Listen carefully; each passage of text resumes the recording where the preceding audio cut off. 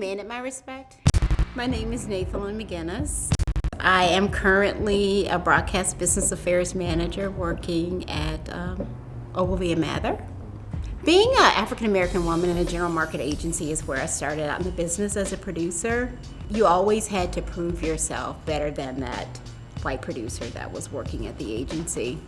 So I'd like the opportunity on most of my projects to kind of infuse a little color, whether it was talent or director selection or things like that. And one experience was bidding an African-American job. And I mentioned to my CD, I said, you know, it might be interesting if we brought in an African-American director to bid on this, just to see their sensibilities that blacks have that, you know, whites don't have, and maybe she or he could bring some insights to it.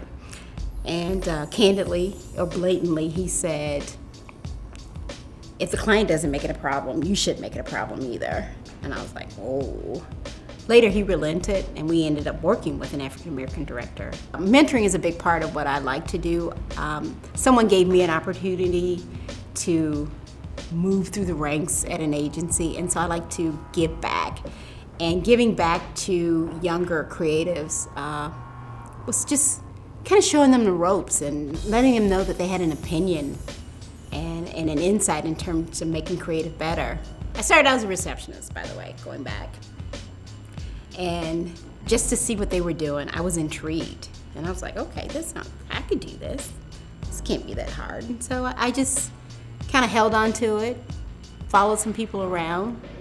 Entrench yourself with all those extracurricular things, learning Photoshop, learning Avid editing or Pro Tools or whatever, photography, because I find that the older people in the business, the more senior creative directors, are looking for that kid that can do it all.